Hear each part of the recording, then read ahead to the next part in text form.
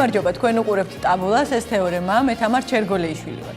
პირობები კარგი დაგვიტოვეს წინაპრებმა. ამან ყველაფერმა შეიძლება. ეხლა მე ოცნებაში მაქვს, რომ შეიძლება იმაზე დიდიც, გაცილებით დიდი გამოიღოს შედეგი. თუ აგორდა ეს კარგად, შეიძლება საქართველოს გახდეს ვთქვათ ისეთივე ფანატიურად საინტერესო, როგორც იყო ოდესღაც ჩაკეტილ სივრცეში.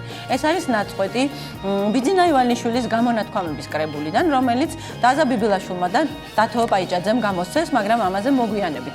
ეკონომიკის განვითარება ჩვენი მთავარი გამოწვევაა. მომავალი წლიდან ქვეყანაში გაიხსნება მრავალი ახალი საწარმო და ამით დაიწყება ეკონომიკის აღმავლობის შეუქცევადი პროცესი. ჩვენ ყველა პირობას შევქმნით ბიზნესის განვითარებისა და ხელშეწყობისთვის. სამუშაო ადგილების გაჩენისთვის და რაც შეიძლება მეტი ადამიანის დასაქმებისთვის. ჩვენ უნდა ვაწარმოოთ ისეთი მაღალხანისხიანი პროდუქტი, რომ ექსპორტმა ჩაანაცვლოს იმპორტი. ამ სიტყვებით მოგვილოცა ახალი წელი ირაკლი ღარიბაშვილმა. აღმშენებლობითი პროცესების შეუქცევად ფაზაში შესვლის შესახებ ქართული ოცნების მთავრობის წარმომადგენლები უკვე დიდი ხანია საუბრობენ. თუმცა შარშან დაპირებული 100 ახალი ქარხნის გახსნა ვერ მოხერხდა. ისევე როგორც არ განახევრებულა კომუნალური ტარიფები და საწვავზე ფასები. პენსია არ გაზრდილა საარსებობ მინიმუმამდე და ასე შემდეგ. ამის ნაცვლად ბიუჯეტში მილიარდზე მეტი დანაკლისი მივიღეთ, ხოლო წელს მთავრობას დამატებით თითქმის მილიარდ ნახევარი ვალის აღება უწევს. მიუხედავად ამ ყველაფრისა, მთავრობის მეთაური ამბობს, რომ სრულად არ ეთანხმება ეკონომიკის დაღმასვლას. ბიზნესისა და ეკონომიკის სფეროში ახალგაზრდა პრემიერის კვალიფიკაციაზე საუბრისას მისმა წინამორბედმა ხაზს გაუსვა ფრანგებისაგან ვერტალიოტის სარფიანად ყიდვას. დრო გვიჩვენებს, რამდენად საკმარისია ვერტფრენის შესყიდვის გამოცდილება 4,5 მილიონიანი ქვეყნის ეკონომიკის სამართავად, ახალი სამუშაო ადგილების შესაქმნელად და უმუშევრობის შესამცირებლად, თუმცა ვარაუდი ახლაც შეგვიძლია. გადაცემის პირველ და მეორე ნაწილებში ირაკლი ღარიბაშვილის ეკონომიკურ ხედვაზე ვიმსჯელებთ. ასევე მოვისმენთ ხალხის ხმას. სალომე ბარკერმა მოქალაქეებს ეკონომიკურ მდგომარეობაზე დაუსვა შეკითხვა. წელიწადზე მეტია ფსიქოაქტიური ნივთიერებებით გართობით მოყვარულებში პოპულარული გახდა ეგრეთ წოდებული ბიონარკოტიკები, რომლებიც სინთეზურ კანაბინოიდს შეიცავენ. ამ სუბსტანციებმა ნაწილობრივ ჩაანაცვლა მარიხუანა. იგივე შეიძლება ითქვას აბაზანის მარილებზე, რომელსაც კოკაინის, LSD-ს და MDMA-ის ეფექტის მისაღწევად იღებენ. ერთგვარ თავსატეხს წარმოადგენს ის, რომ ბიონარკოტიკებისა და აბაზანის მარილების ფლობა ხშირ შემთხვევაში ლეგალურია. მათი შეძენა მარტივია სხვადასხვა სპეციალიზებულ მაღაზიაში ან ინტერნეტით. რა მასშტაბის საფრთხის შემცველია ეგრეთ წოდებული ბიოსა და აბაზანის მარილების მოხმარება და როგორ შეიძლება ამ საფრთხესთან გამკლავება. ამ თემაზე გადაცემის ბოლო ნაწილში ვისაუბრებთ, მოკლედ დაგველოდეთ, ცოტა ხანში სტუმრებს წარმოგიდგენთ.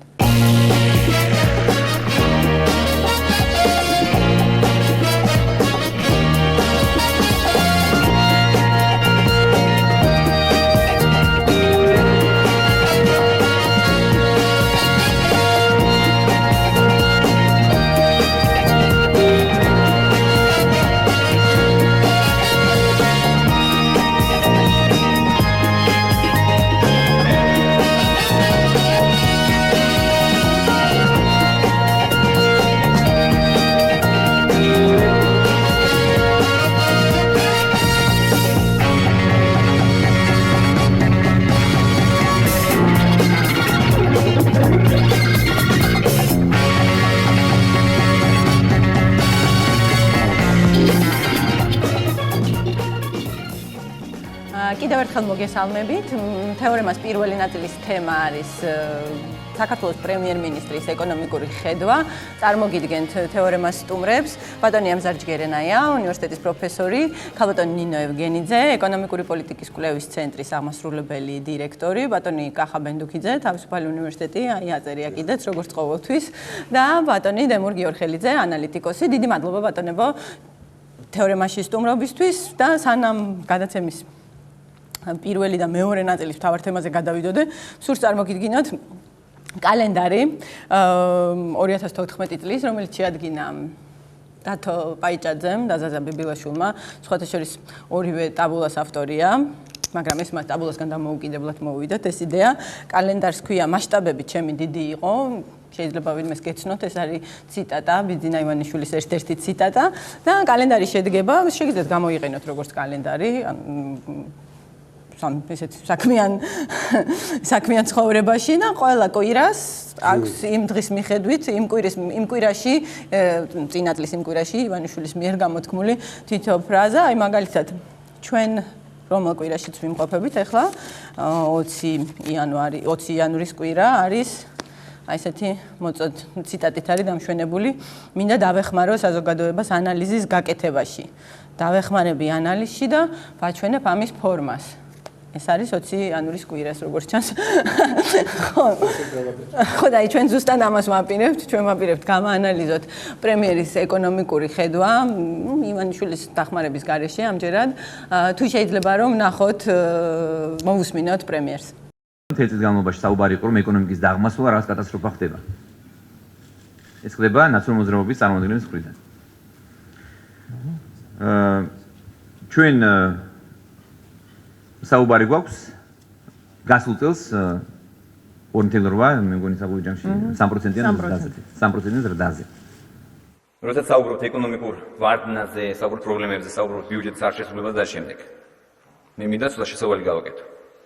და შეგახსენოთ ყველას, რომ სწორედ წინა ხელისუფლების პირობებში ეკონომიკური აქტივობის მთავარი მამოძრავებელი მსხვილი ინფრასტრუქტურული პროექტების განხორციელება იყო. ასობით მილიონი ლარი მიემართებოდა ისეთ პროექტების დასაფინანსებლად, რომელსაც არ ჰქონდა გრძელვადიანი ეფექტი და ხელოვნური სტიმულირებით ბიუჯეტის ზრდის ერთჯერად ხანმოკლე ეფექტზე იყო გაწვრილი. და ეკონომიკა უბრალოდ არ არსებობდა საქართველოში. მოითა ასე ვთქვათ. ეს ეკონომიკა ჭყალებს სააკაშვილი და მისი მთავრობა უწოდებდა, ეს იყო ხელოვნური, ასე ვთქვათ, სტიმულატორებით გაზრდილი. ერთ-ერთი მთავარი ფაქტორი და რეალური მიზეზი იმისა, რომ გარკვეულწილად იყო ეკონომიკური დაღმასვლა, იყო პოლიტიკური არსტაბილურობა. ამას ყველა ერთმანეთს აღიარებს. მე მგონი თქვენს უნდა აღიაროთ. როდესაც თქვენი პრეზიდენტი, თქვენი ლიდერი გამოდიოდა ყოველდღე იმუქრებოდა, რომ მთავრობას დაითხოვდა, ასევე არსებობდა კოჰაბიტაციის ძალიან რთული პერიოდი. არასოდეს არ ყოფილა ასეთი განცხადება პრეზიდენტის მხრიდან. ყავდა ჩვენ სააკაშვილი, რომელიც მთელ სოფლიოში იძახდა, რომ მოვიდა დესტრუქციული მთავრობა, რომელიც ყველაფერს ანგრევს. და როგორ გინდათ, რომ ამ დროს ინვესტორი დაარწმუნოს, შემოიყვანა საქართველოში და ინვესტიციები გააგრძელებინა. ან თუნდაც ადგილობრივი ბიზნესმენი დაარწმუნა, რომ ყველაფერი კარგად არის და მათ, ასე ვთქვათ, ისინი დაიყოლიო დამატებითი ინვესტიციების მოზიდვაზე და ჩადებაზე. ახალი მთავრობის მოსვლისთანავე ბიზნესი გათავისუფლდა სახელმწიფო ზეწოლისგან, წინა ხელისუფლებისგან განსხვავებით აღარ მიმდინარეობს ბიზნესის ზეწოლა. არც ერთი ფაქტი აღარ არსებობს ამის. რის შედეგადაც მიმდინარე წლის მარტიდან რეალური ტენდენცია მზარდია. ეკონომიკა გამოდის, ასე ვთქვათ, შოკიდან, მე გავიმეორებდი ბატონ ნოდარხადურის სიტყვებს, რომ მართლაც ნაციონალური შოკიდან იყო გამოვიდა ეკონომიკა. და დაწყებულია რეალურად ეკონომიკის სტრუქტურული გაჯაცხების შეუქცევადი თანმიმდევრული და მდგრადი პროცესი. სოფლის მეურნეობაში რეალური ზრდის მაჩვენებელი 9% შეადგენს, რაც ალბათ არავინ არ იცით. და საფინანსო საქმიანობა 7.6% გაიზარდა, ოპერაციები უძრავი ქონებით 6.3%-ით, იგივე გადამამუშავებელი მრეწველობა და ვაჭრობა 4.5%-ით, ექსპორტი გაიზარდა დაახლოებით 20%-ით და შეადგენა მართლაც რეკორდულ მაჩვენებელს. იგივე ევროკავშირში ექსპორტმა შეადგინა დაახლოებით გაიზარდა 65%-ით და შეადგინა 540 მილიონი დოლარი. რუსეთში ასევე ექსპორტი სამჯერ გაიზარდა, შეადგინა 160 მილიონი დოლარი. ეს ყველაფერი არის მეტყველებს იმაზე, რომ ჩვენ გვაქვს მხოლოდ პოზიტიური მაჩვენებლები ბოლო მესამე და მეოთხე კვარტალში. ახლა რაც შეეხება თქვენს მიერ დაფინანსებულ პროექტებს. ჩვენ ვიყოფებით ახლა პარლამენტის შენობაში, რომელიც დაჟდა დაახლოებით 340 მილიონი დოლარი დამოწევა. ბატონო ირაკლი, მე საგადასახადო შემოსავლებზე ვკითხეთ პარლამენტში. დამთავრებინით. სწორედ ამ შენობაში დაიხარჯა 340 მილიონი ლარი. როგორი ნაშენებიც არის და როგორი დამოკიდებულება ჰქონდა ძალიან კარგად ჩანს. მე გულისხმობ შემოსასვლელს, რომელიც უკვე დანგრეულია. ბატონო ირაკლი, ეს არის საკითხებზე რეალურად სახე ბატონო ირაკლი, ეკონომიკას მაგაზე არ მიკითხავს. მე შეგეკითხეთ, რომ საგადასახადო შემოსავლები შემცირდა 650 მილიონი ლარი.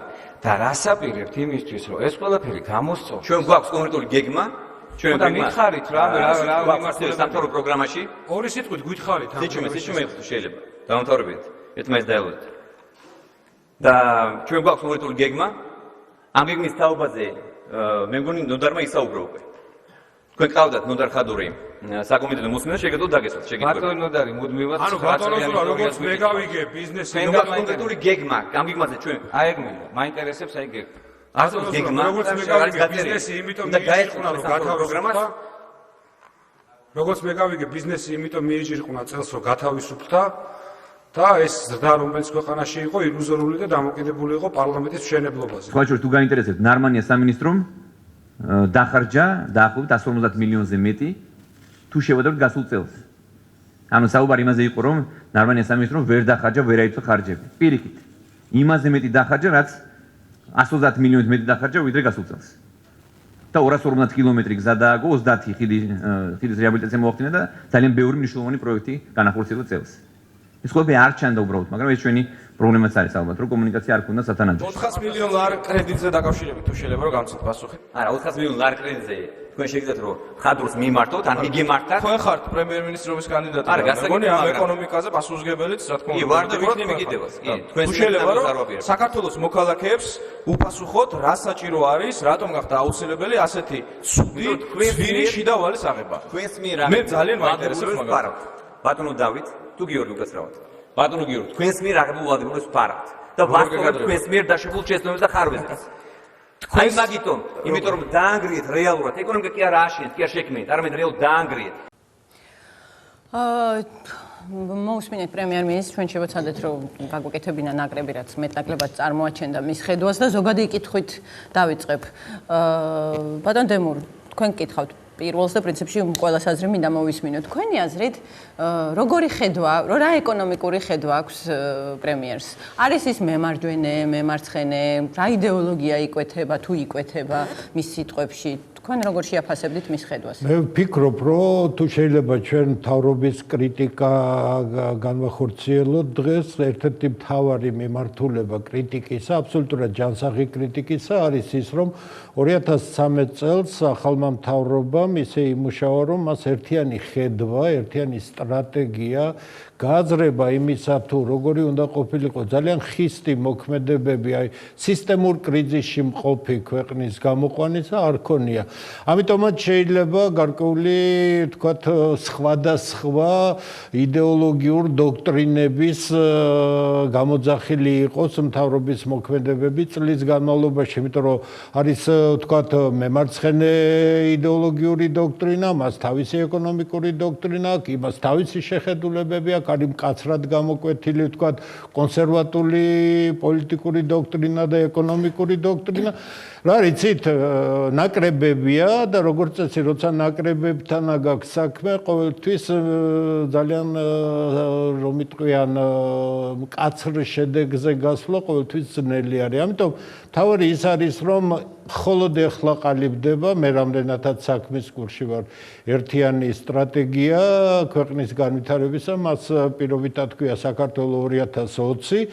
აი, როდესაც გამოქვეყნდება ეს, მე ვფიქრობ, არ იქნება ცუდი დოკუმენტი, სადაც გაკეთებულია სამი მთავარი აქცენტი და თუ კი მთავრობა მიიღებს ამ თქვათ პროგრამას, სტრატეგიას, შეიძლება ვისაუბროთ, რომ მთავრობას ხედვა გააჩნია. მე ახლა ხან მომაწოდეს ეს დოკუმენტი, რომელიც ჯერ არ გამოქვეყნებულა, არ დამტკიცებულა, მხოლოდ ბიზნესმენებს გააცნეს, პრემიერი, როდესაც ბიზნესმენებს შეხვდა, სამწუხაროდ რო არ მქონდა რომ გავცნობოდი, როცა გავეცნობი, ამაზეც აუცილებლად გავაკეთებ გადაცემას და ცხადია, მოგიწევთ ბევრი ეკონომიკაზე. ამიტომ იყო ვფიქრობ შედეგი დაბალი ეფექტის მომცემი, ამიტომაც იყო შეიძლება ზრდა რაღაც არის, მაგრამ ეკონომიკური თქვათ აქტივობა ძალიან დაბალია და მთელი რიგი პრობლემები არის. დიახ, უშუალოდ პრემიერის ხედვაზე მინდა გკითხოთ ნინო.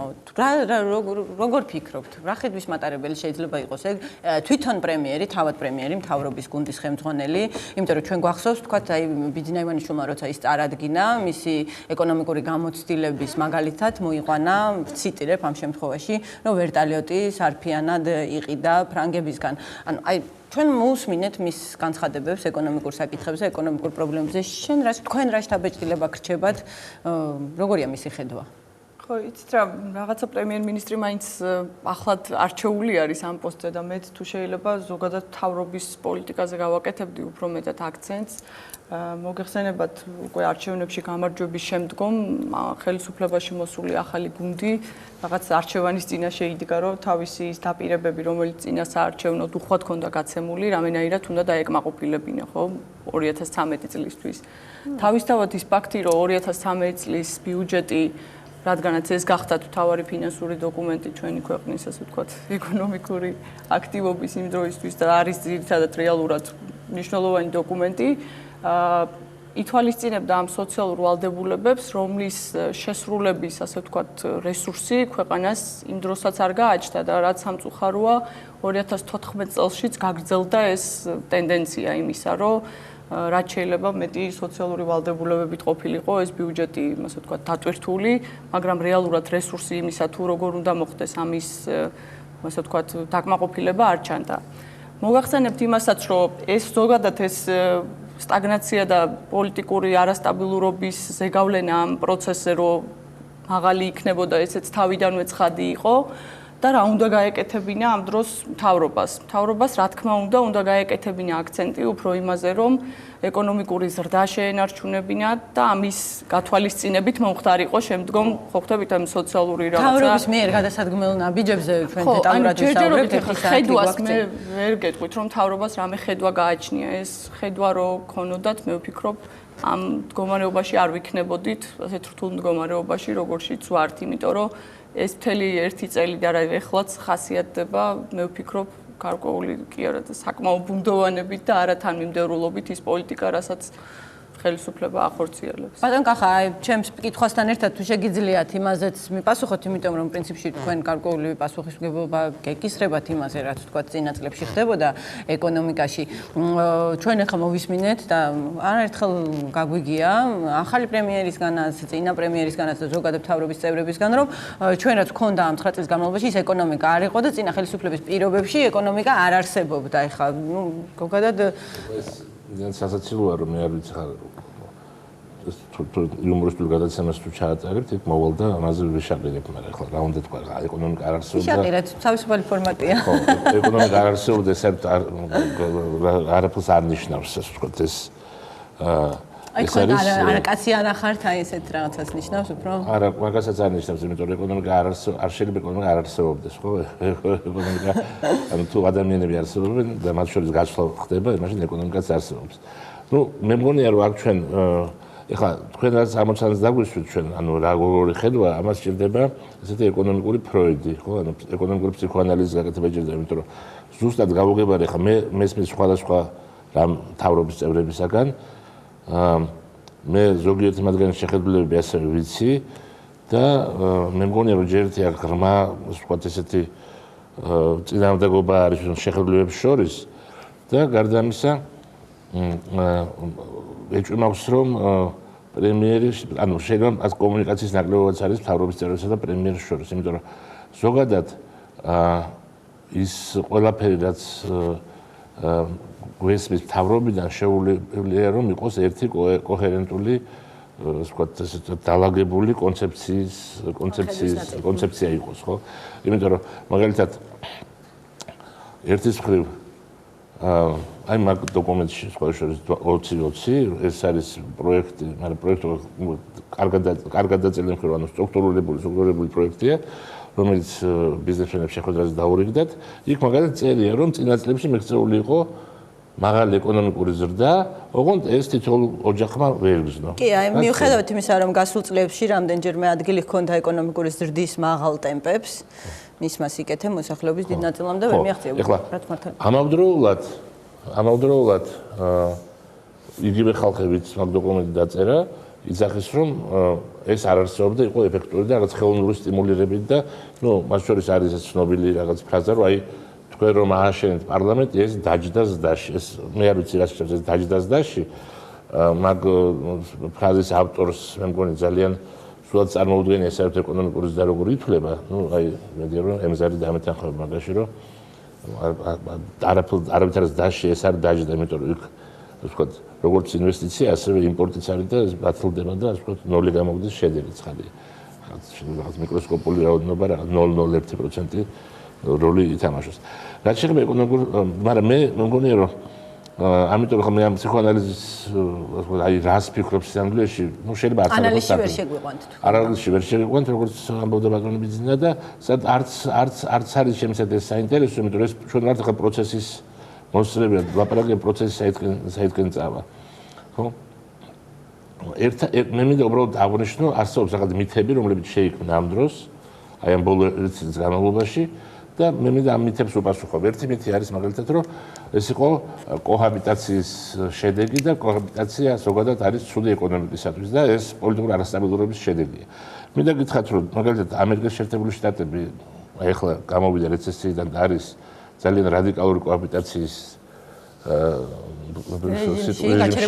მეცად გეტყვის, რომ ხო, ფაქტობრივად პარლამენტმა გააჩერა მთავრობა, ანუ შეწყვიტა მისი დაფინანსება და მიუხედავად ამისა ყველაზე უფრო კარგი შედეგები ბოლო რამდენი წლის განმავლობაში იყო დაფიქსირებული ახლა. გარდა ამისა, ცნობილია ამერიკის შეერთებული შტატების ეკონომიკური ისტორიიდან, მხოლოდ რომ როდესაც იყო კოჰაბიტაციის სიტუაცია, როდესაც პრეზიდენტი და პარლამენტი იყო სხვადასხვა პარტიის წარმომადგენლები, მაშინ ფიქსირდებოდა ყველაზე უფრო სტაბილური ბიუჯეტი და ყველაზე უფრო მაღალი ეკონომიკური ზრდა. ესეც ასე ვთქვათ, ესეთი არ დაგვაგვიდეს ეს ფაქტი. და გარდა ამისა არის იგივე ჩვენის ქართული მაგალითი 2007 წელი, როდესაც იყო ნოემბრის მოვლენები და იქამდე ამ ნოემბრის მოვლენებს უსწრებდა მრავალი პოლიტიკური აქტიური, ფაქტობრივად ნახევარი წელიწადი იქამდე, 5 თვე იქამდე იყო გამოსვლები და ასე შემდეგ. იყო ყველაზე მაღალი ზრდა საქართველოს ისტორიაში 12.4%. როდესაც ნახევარი წელი ქალაქის ცენტრი იყო კარვებით, გალიებით დაფარული და რაც ყველა ინვესტორს, რომელიც ჩამოდიოდა, იყო გასაგები, რომ ქვეყანაში არის პოლიტიკური დაძაბულობა, იყო ასევე ორნიშნა ზრდის წელიწადი, ასე რომ ამ პოლიტიკურ სიტუაციაზე ჩამოწერა აი ამ დაბალი ზრდისა შეუძლებელია. და ეს კოჰაბიტაციაც რეალურად ხო ცოტა არ ვიცი ჩემი შეხედულებით ყოველ შემთხვევაში უადგილოდ ნახმარი სიტყვა გამოდის, იმიტომ რომ ის რასაც კოჰაბიტაცია გულისხმობს, არის რომ ძალაუფლებას ინაწილებს, თქვათ, ორი პოლიტიკური ძალა და რეალურად პრემიერს, პრეზიდენტს პრინციპში რა ძალაც ქონდა, ისიც დაუთმო, ხო? ისიდან პრინციპში ყველაფერი. მე როგორც რამდენიც მახსოვს, ერთადერთი რაც პრეზიდენტმა გააკეთა, ინგლისში არ დაამტკიცა. ეს ერთადერთი თუ მაგის გამო დაინგრა საქართველოს. კი, რა ხო რამდენიმე ელჩისა თან ქონდათ. ბატონო მეზარ, თქვენთან მექნება ერთი შეკითხვა, იგივე კითხვა მაქვს, რასაკვირველია, თქვენ ეგება შენიშნეთ რაიმე, ვთქვათ, კოჰერენტული ხედვის ნიშნები მთავრობას ეგება შეატყვეთ და ძალიან საინტერესო კითხვაა და რაც შეეხება თლიანობაში სოფლიოში ამ სიტუაციას, ბოლო კრიზისის შემდგომ ეს ეკონომიკური პარადიგმა მთლიანად შეიცვალა. დღემდე ყველა სერიოზული მკვლევარი ეძებს სოფლიოში როგორი დოქტრინებია, ბოლო ნაშრომი ორი კრუგმანის ერთი და მეორე შტეგლიცის უზამაზა ღია დისკუსია და ვერ მივიდნენ საერთო მიშვამდე ძალიან თავისუფალი ეგეთ დასავლური ეკონომიკის ქვეყნება კრიზისის დროს როგორც მემარცხენე მთავრობები ესე დაიწყეს მუშაობა და დაუწყეს დაფინანსება ბანკის ძირითადში მთავრობა საკმაოდ სერიოზულად ჩაერია რიხომ ბრადერის გარდა ყველა სფეროში მათ შორის საბანკოში დააშენა ამაზე რა გიშო იგი ბატონ კახამრაც ახსენა რომ ამერიკის ეკონომიკიდან გამოყვანა ერთი კაცის სიჯიუდენ გამოიწვია ალან გრისპენის რომელიც იმ პოლიტიკამ იაფებული რას მიწოდება რას ქვია გაჭრა და დღეს ამერიკას სერიოზულად კარგი მონაცემები თუმცა მის ვალუტა საკმაოდ სერიოზული კურსის ვარდნას განეს აქ რა ზოგადად საქართველოს ну სოფლიო გაურკვევლობით ალბათ ვერ ახსნება. ხო, პირდაპირ თვითონ პრემიერი ღარიბაშვილი არის მემარჯვენე შეხედულების, მაგრამ რაც თავრობა აკეთებს თლიანობაში, ყველაფერი მემარცხენეა. მემარცხენეა ბიუჯეტი, მემარცხენეა სოციალური ხარჯები წინ გამოწვევა და ეკონომიკის ხარდაჭერის ნაწილში უკან დაწევა, მემარცხენეა ეს ჩვენ სუბსიდიას ვაძლევთ სოფლის მეურნეობაში, მემარცხენეა რომ ურიგებთ ფულს შესყიდულ მანდარინს, ეს ყველა ეს მონაცემი არის მემარცხენე იდეოლოგიის ნაწილი. თუმცა კიდევ ერთხელ უნდა ვთქვა, რომ მთავრობაზე გამოხატული, ჩამოყალიბებული, თქვათ, ხედვა თუ როგორ ვაპირებ ჩვენ, რა საქართველოს ვაპირებ, როგორ საქართველოს ვაპირებ, ეს არ გაგვაჩნია. აგაჩნია. რომ მემარჯვენეა პერსონალური ურთიერთობის შედეგად, იმიტომ რომ ფაქტურად ჩვენ ხანდახან ვძახით ერთის მხრივ ბატონ დემონი ახსენა, რომ არა გვაქვს დოქტრინა დაწერილი. მე ამაზე თან დაკავშირებით მახსოვს ერთი რამე საქართველოში, რომ წინა ხელისუფლების დროს იყო ანტიმონოპოლიური კანონმდებლობა ჩემთვის საკმაოდ საინტერესო ჩამოყალიბებული, სადაც ბატონ კახამ ჩამოყალიბა სტრატეგიული ხაზი, რომ მთავრობამ, რომელიც ძირითადი შემქმნელი იყო მონოპოლიების, არ უნდა შეექმნათ ეს მონოპოლიები და ყველაზე დიდი მიღწევა იყო მეორადი კონტროლი მარეგულებელი ორგანოების. მე დღეს როგორც გარდან შემხედარი ადამიანი, როგორც ეკონომისტი ვამბობ, რომ ეს იყო სასწავლად კარგი ინსტიტუტი. ერთი დღე ამ ინსტიტუტს არ უმუშავია. არც მეორადი კონტროლი განახორციელებდა მარეგულირებაზე. არც რომელიმე მთავრობის გადაწყვეტა, რომელსაც შეიქმნა მონოპოლიები ხელი არ შეუშლია და ანუ კანონი არსებობდა საკმაოდ ნორმალური და საზოგადოება მუდმივად გაიზარდა და არ არის ანტიმონოპოლიური სამსახური. აგერ იყო ეს ანტიმონოპოლიური სამსახური. წინა ხელისუფლების პრობლემაზე საუბრობთ. არა, უბრალოდ გადასვლა ანუ ჩვენ მაშინ იქიდან მოყოლებული ეს პრობლემა დღემდე მოვიტანეთ. დღესაც საქართველოს მოსახლეობას ვეუბნებით, რომ აი წამალი რო ძვირია, საწვავი რო ძვირია, იმიტომ რომ ანტიმონოპოლური სამსახურია, ფუჭმოლოდინზე ვლაპარაკობდა შეხედული. ანტიმონოპოლური სამსახური არ არსებობს, თორე ანტიმონოპოლური სამსახური რო არსებობდა, შევარდებოდა ავერში და ეთქოდა თქვენ ან წამალს ასენუღი. უფრო მეც გეტყვით, იგივე ხდება, რომ დღეს ვამბობთ, რომ აი ის რო იყოს დოკუმენტი, სტრატეგიული ხედვა, ამ დოკუმენტს თავი ჩარჩო ქონდა ყოველ შემთხვევაში პოლიტიკაში და მეცნიერებაში დღემდე, ჩვენ უკვე გავიგებდით როგორი შეხედულება. არამც და არამც. მე მაგალითად შეხედულებას ვთვლი ბიუჯეტის დაფინანსების მიხედვით. თუ თქვენ დღე-დღე პენსიას აფინანსებთ და ჯანდაცვას აფინანსებთ, ასოციალურ ხარჯებს, ჩემთვის თქვენ მემარცხენე რჩევთ, თქვენ იყოთ იდეოლოგიით პირადად მემარჯვენე ადამიანი. ერთი კითხვა, რომელსაც ჩვენ გვერდს არ ვარაულით, იმიტომ რომ ამ მომენტში მე რატომღაც ესეთი ეჭვი მაქვს, რომ ყველაზე აქტუალური კითხვა ეს არის ლარის გაუფასურება. განსაკუთრებით ეს თემა აწუხებთ იმ ადამიანებს, ვისაც ვალდებულებები აქვთ უცხოურ ვალუტაში და ხელფასს და შემოსავალს იღებენ ლარში. გაჩნდა ვარაუდებით იმის თაობაზე, რომ ხელოვნურად ხდება ლარის გაუფასურება, იმისთვის რომ რიცხობრივად, ან რიცხვებში ასახული ბიუჯეტის დანაკლისი შეივსოს. რამდენად ბატონ კახა, რამდენად რეალისტურია ეს ვარაუდი და ზოგადად რას ეტყოდით იმ ადამიანებს, ვისაც ლარის გაუფასურება მტკივნეულად ეხება? სადამდე შეიძლება ეს ყველაფერი? ძალიან ცუდია, და უნდა უთანაგზნო ცხადი ამ ადამიანებს. ხა ზოგადად მე მგონი ეს არ არის ყველაზე მნიშვნელოვანი საქმე. ეხლა უბრალოდ ჩვენ მაგ პიკში ვართ ამ სწრაფი დევალვაციის რაღაც მოკლევადიანის და ამიტომ აი მოკლევადიანია თუ არა ესე გიწევთ. არა მოკლევადი საქმე იმაშია რომ ზოგადად მაგრამ ეს ცალკე დიდი შეხვედრის საკითხია.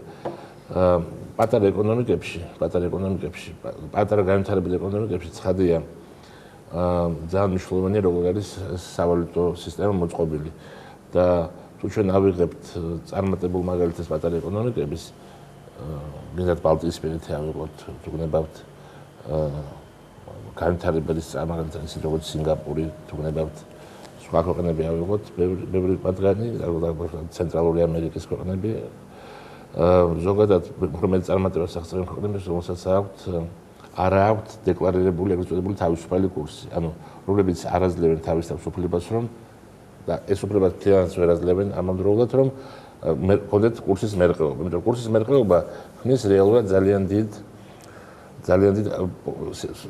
საზოგადოებრივ და ეკონომიკურ არასტაბილურობას ასდების ქვეყნებში. კონტროლის მექანიზმიც? ხო, არა, კონტროლის მექანიზმი არსებობს, სამეგრაშია რომ არსებობს, აი სოფლიო ბანკს აქვს კლასიფიკაციას ქვეყნებისა და სავალუტო რეჟიმებისა და იქ არის ქვეყნები, რომელსაც აქვს თავისუფალი კურსი ეგრეთ წოდებული. ეს კურსი მერყეობს, მაგალითად კანადა, ეს კურსი მერყეობს, კანადის ეროვნული ბანკი არანაირად არ ცდილობს ეს კურსი მართოს, სხვა ინფლაციის მართვაზე ორიენტირებული და იქ შეიძლება კურსი გაიზარდოს, შეიძლება შემცირდეს და ეს არავის მანდამაინც კანადაში არ აღელვებს, მანდამაინც. არსებობს ქვეყნები, რომელსაც აქვთ და ასეთ ქვეყნებში უმრავლესობა, რომელსაც აქვთ ფიქსირებული კურსი.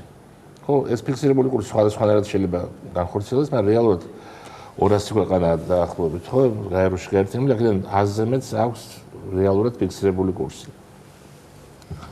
და არსებობს ქვეყნები, მათაც მიეკუთვნება საქართველოს, რომელსაც აქვთ მართვადი კურსი. ხო? ჩვენ რომ ქვეყანა. ხო, მართვადი კურსი, საქართველოს მართვადი კურსი აქვს სავალუტო ფონდის კლასიფიკაციაზე რეალურადაც.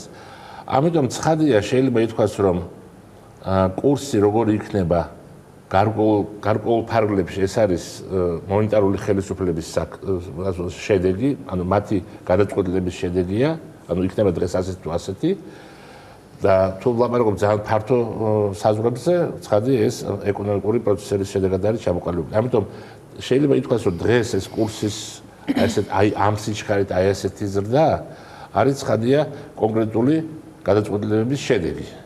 ხო? ეს არის სუფთა საბაზრო პროცესის შედეგი. ხო, ეხლა ვის აწყობს ეს? რამდენად აწყობს ეს მთავრობას? ჩემი საერთოდ აქ მთავრობას უფრო მეტად აწყობს, ну, შეიძლება ნაწილობრივ აწყობს მათ შორის დევალვაციაც, იმიტომ რომ ეს საშუალებას მისცემს იმ 1 მილიარდით, რომელიც იქნება დასაწყები მომავალ წელს უცხოური წყაროებიდან, ცოტა უფრო მეტი რამ დააფინანსოს საქართველოში. მაგრამ მთავრობას კიდევ უფრო მეტად აწყობს, რომ იყოს ინფლაცია. ინფლაცია არავის არ აწყობს საქართველოში მთავრობის გარდა. არავის არ აწყობს, რომ როცა მის ჯიბეში ხელს ყოფენ და ფულის ნაწილს, ასე ვთქვათ, ამოიღებენ. არის რაღაცა, ასე ვთქვათ, არასწორი გაგება იმისა, რომ ინფლაცია წაახალისებს და სხვადასხვა ბიზნესმენი რატომ და იმუშაოს, თუ ფასები არ იზრდება, ნუ რა შუაში ეს საერთოდ გაუგებარია. ეს რაღაც ესეთი ძალიან ძველმოდური შეხედულებების არასწორი ინტერპრეტაცია და მთავრობას ინფლაცია ინტერესებს და აწყობს რატომ? იმიტომ რომ რეალურად ბიუჯეტის შესრულება და ასე ვთქვათ, გადაჭარბებული შესრულება არის სამი პროცესის შედეგი. ხო, პირველი ეს არის ამდენად კარგი არის ამოღება, ანუ თავშად უნდა გადაიხადოს ეკონომიკამ 100 ლარის, ან 100 მილიონი ლარის გადასახადები და 100-ს ამოიღებ თუ არა.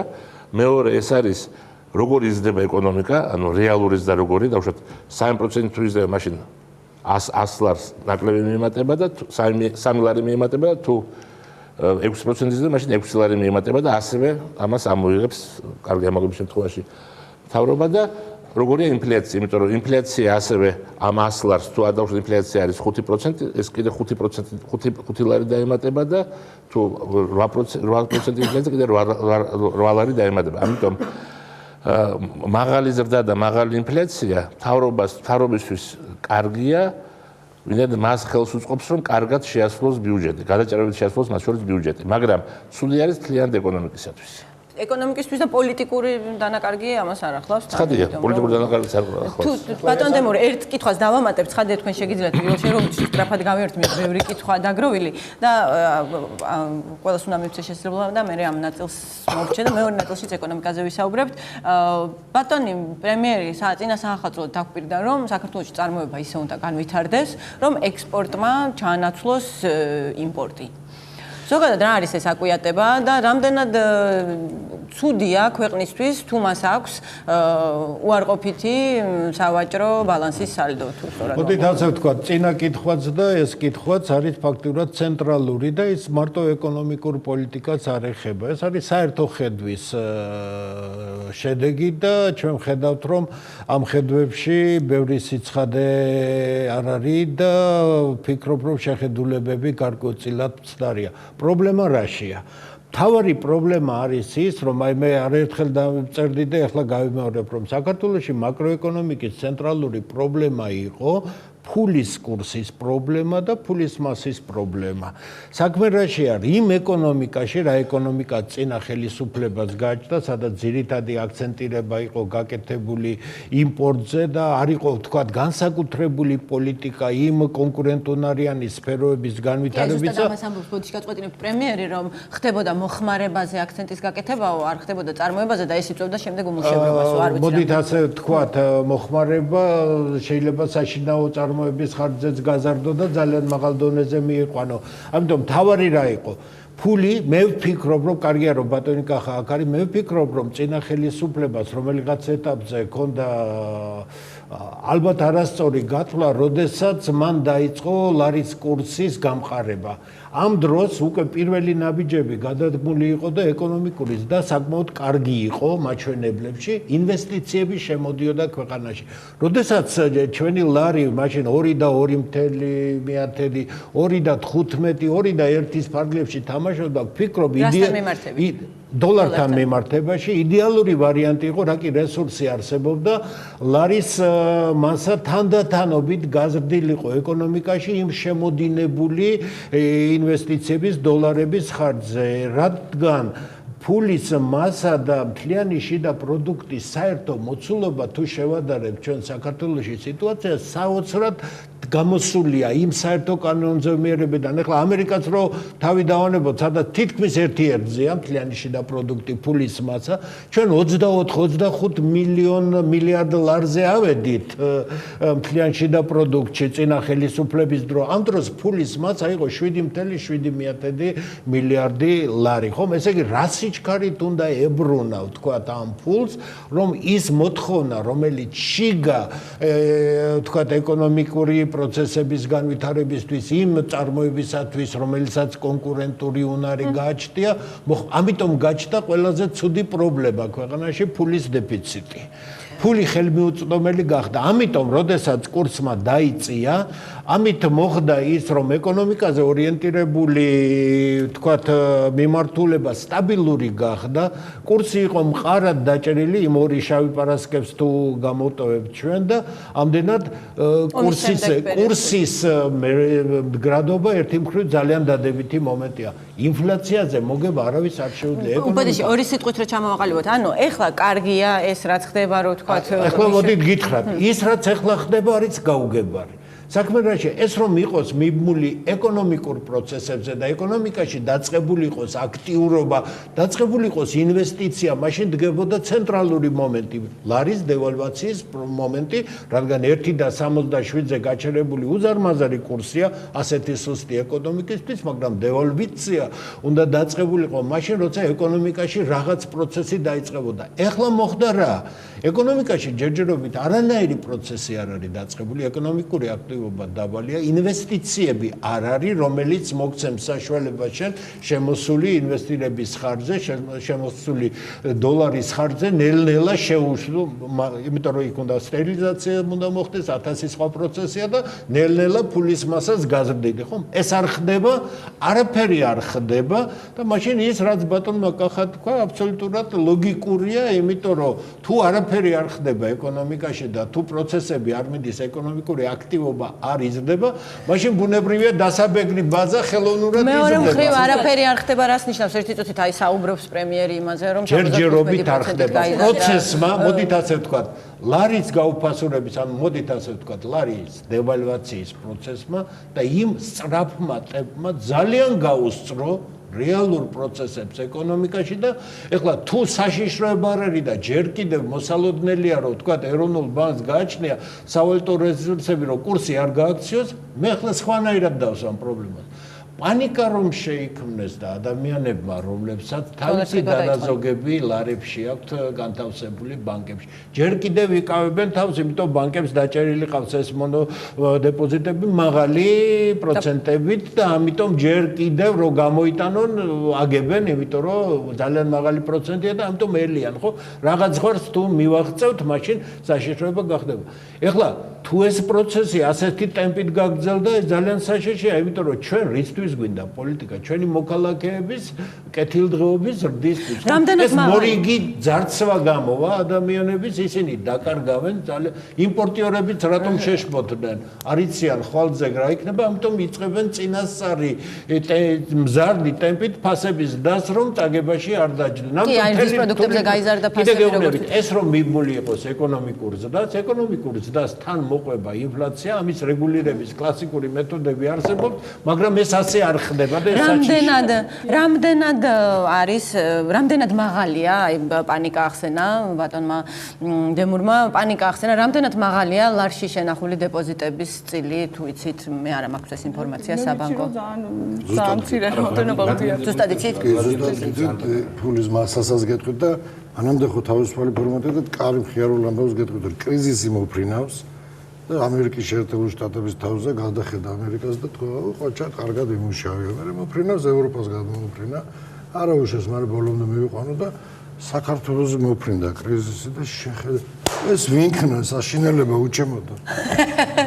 ანუ ეს არის ლარში დეპოზიტებს თუ ავიღებთ, თუ ჩვენ ვლაპარაკობთ 1 წელზე მეტვადიან დეპოზიტებში, იქ ძალიან პატარა მათი წილი, თუ ვლაპარაკობთ მიმდინარე დეპოზიტებს, იქ შეიძლება რაღაც 15% შეადგენდეს, შეიძლება ცოტა მეტსაც, მაგრამ მიმდინარე დეპოზიტები დავუშვათ თქვენ ანგარიშზე დაგერიცხათ ხელფასით და თქვენ ამას 1 წლის განმავლობაში ხარჯავთ. ასე რომ თუ ხანგრძლივადიან დეპოზიტებზე და ქართული მოსახლეობა ისეთივე რაციონალურია, როგორც ნებისმიერი სხვა და ცხადი არავინ არ აპირებს და 5 წლიანი დეპოზიტი დადოს ლარში ცხადი. წლიანი დეპოზიტები მაჩვენებელი ყველაზე დიდი არის ამ მიმართულებით 1-ზე მეტი წლიანი. სანამ ციფრებამდე მივალთ. კი ბატონო, დაბალი არის. ძალიან მარტივად დავხსნით. ეს ყველაფერი თეორიულ პოსტულატებთან არის დაკავშირებული. ჩვენ ვახსენებთ შეერთებული შტატები და ფორმულა, რომელიც ბენ ბერნაკიმ გამოიყენა იმისათვის, რომ გამოიყვანა ეკონომიკა კრიზისიდან, თუმცა როგორც ჯერჯერობით. ელემენტარულად ფული გახადა თითქმის უფასო. სააღრიცხვო პროცენტზე დისკონტირების პროცენტი ცენ პირველადი ფული ეროვნული ბანკიდან რაც 0.25-ია, უფასოა ფაქტობრივად, რაც იყო ასე 2000-ზე იმდენ გაივიარა ეს ბუშტი ალანგრის პენის დროს.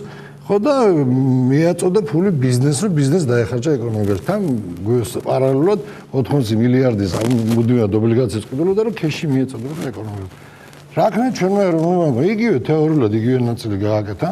უპრეცედენტო პროცენტი გვაქვს დღეს ჩვენ 3.75 მილიარდით. ანუ ეს საქართველოში ნიშნავს, რომ ფული ძალიან იაფია. ფულის მასა M2-ს რო ეძახიან, ბატონო M2 ფართოფული, სადაც 5 მილიარდამდე მივიდა, ეს ყველაზე მაღალი მაჩვენებელი.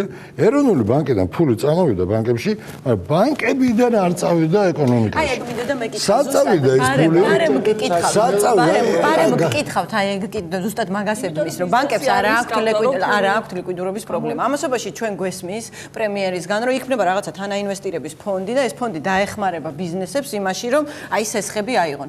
რეალურად ახლა მე ბანკირებს ვისაც ველაპარაკები, ვისთანაც მიმიწვდება, რომ პრობლემა ის არის, რომ ინიციატივები არ არის, თორე თავისთავად ფული ბანკში იმისთვის, რომ გაიცეს არის და აი ამ ფონზე როდესაც ემზარს მინდა უთხრა, რომ ამერიკული მოდელის გადმოწყვეტა ამერიკაში დოლარი არის სოფლიოს სარეზერვო ვალუტა. ამიტომ ის აბსოლუტურად სხვანაირად იქცევა და იგივე ეკონომიკური, ანუ იგივე მონეტარული მოდელის გადმოწყვეტა საქართველოში არის უბრალოდ სისულელე. ანუ არანაირი მიწოდების გაფართოება საქართველოში არ შეიძლება მოხდეს, ეს ეგრევე გამოიწვევს ან დევალვაციას, ან ინფლაციას. სხვა ვარიანტები არ არის, ეს ეკონომიკა, ეს არის ძალიან პატარა ღია ეკონომიკა და ამერიკა არის ძალიან დიდი დახურული ეკონომიკა, შედარებით დახურული ეკონომიკა, მაგრამ მისი ფული არის გლობალური ვალუტა. ამიტომ ეს იმდენად შეუდარებელი რაღაცებია, რომ ამ ორი რაღაცის გვერდით დაყენება, და უბრალოდ ვთქვათ, რომ საქართველო არის ამერიკის 1/1000-ის ნაირი არ შეიძლება. ის ამერიკის ფინანსური სისტემა სხვანაირია. აგზელებს ჩვენ სალაპარაკოს, ანუ დავამთავრდა რა. იგივეს ლაპარაკობ მე და უბრალოდ არ დავამთავრდა. მე კიდე მინდა ცოტა არა. ანუ ამერიკაში თუ იაფი ფულის მიწოდება ბაზრისთვის იმანენტურად იწვევს აქციებზე კურსის დას და ინდექსების დას და აქტივების დას, ეს ამერიკის მოდელი არავითარ შემთხვევაში არ მუშაობს საქართველოში. ჩვენ როგორც კი დავიწყეთ იაფი ფულის მიწოდება, ბიზნესში არ ჩადეს ბანკებმა და დაიწყეს დოლარების შეძენა და დილინგის თამაში კურსს ხოვნა. და უნდა კი ბიზნესს რო წაიღოს ეს ფული, ეს მაინტერესებს. თუ დავამთავრებინეთ, ინტერნეტ გვერდზე შედიხართ ევროპულ ბანკის და რამდენი მილიონის 400 მილიონი, 300 მილიონი 430 მილიონი იყო ბოლო. რამდენი მილიონის გაცემული დოლარის ანუ თეორიულად არის ის რაც აბსოლუტურად უნივერსალურია საბაზრო ეკონომიკის ქვეყნებისთვის საქართველოს ვერ იქნება. თუ შეიძლება რომ ანაბრების მიერ პირიქით არის დოლარიზაციის ხარისხი იყო ჩვენთან დონო გაცრად 75-80%, 90-მდე მივიდა პანიკა, შინაგანად უკვე არსებობს და ანაბრები ლარში თითქმის მინდა გითხრათ თუ არ ჩათვდა ხა ანუ პანიკა რომ წაწყდეს დიდ რყევას ეს არ გამოიწვევს. ვადიანი ანაბარი თითქმის არ აქვს მოსახლეობა. კი ბატონო, თუ შეიძლება ეხლა ჭრაზე გავალთ და ცოტა ხანში ზუსტად 2 წუთში დავბრუნდებით, არ გადართოთ, მეორე ნაწილით დავბრუნდებით, იგივე ხალხით, იგივე თემაზე ვისაუბრებთ. მადლობთ რომ გიყურებთ.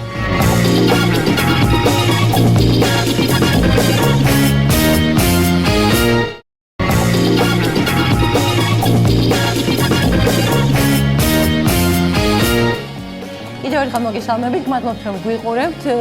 თეორემა გრძელდება, წარმოგიდგენთ, კიდევ ერთხელ წარმოგიდგენთ თეორემას მეორე ნაწილის სტუმრებს. შეგახსენებთ რომ პირველი და მეორე ნაწილის თემა არის მთავრობის და მისი ხელმძღვანელის ეკონომიკური ხედვა და არა მარტო, როგორც გაირკვა. ჩვენი თეორემას სტუმრები არიან ბატონი ემზარჯგერენაია, უნივერსიტეტის პროფესორი, ქალბატონი ნინო ევგენიძე, ეკონომიკური პოლიტიკის კვლევის ცენტრის აღმასრულებელი დირექტორი, ბატონი დემურ გიორხელიძე, ანალიტიკოსი და ბატონი კახა ბენდუქიძე, თავისუფალი უნივერსიტეტი. თუ შეიძლება მაშინ პირდაპირ ხალხი რას ფიქრობს ამ ყველაფერზე და საქართველოში მიმდინარე ეკონომიკურ პროცესებზე ის რომ ნახოთ და მერე გავაგრძელებთ უკვე სტუმრებთან საუბარს.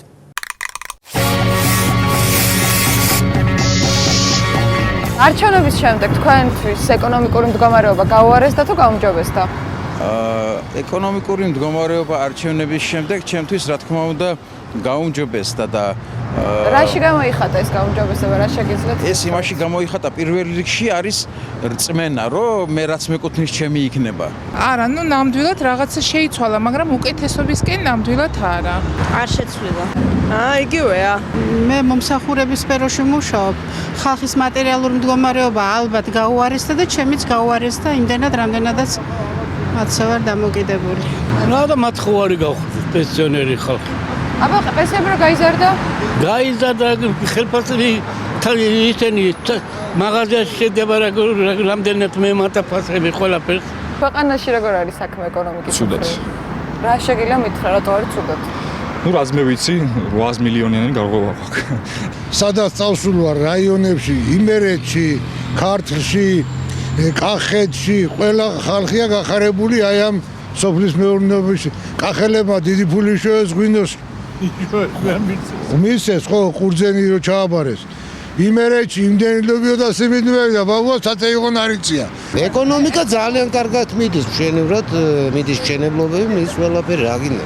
რამოდენიმე ჩემს ნაცნობს, როდესაც ბიზნესი ქონდა, გარკვეული პრობლემები შეექნა, თქვა არქიტექტურულ სამსახურში ვიცი, რომ გარკვეული პრობლემები არის, ან მშენებლობები არის ნაწილობრივ შეჩერებული და მეტი ახლა დიდად, არ ვიცი, უნაც ტელევიზორიდან მსმენია, თქვა ექსპერტების განცხადებით, ეს ლარის კურსის ვარდნა, ზოგადად საინვესტიციო გარემოს ასე ვთქვათ, დაქვეითება, კი იგზნობა და არის ასახული ჩვენს რეალობას. ლაპარაკით არის რაღაც წინსვლები არის, მაგრამ შედეგი ალბათ მაგას დრო უნდა.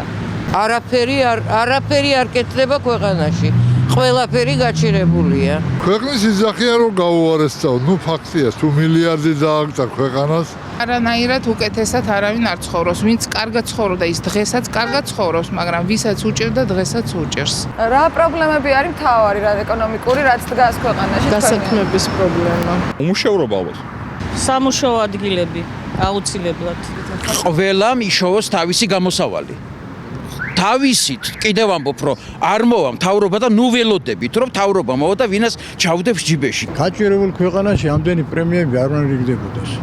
რა შეღებულო პრემიას ზიხარ პარლამენტში სახელმწიფო მანქანა გემსახურება. სადღაც ქუთაისში კიდე ბინას გიქირებს სახელმწიფო, ფულს გიხდის იქა.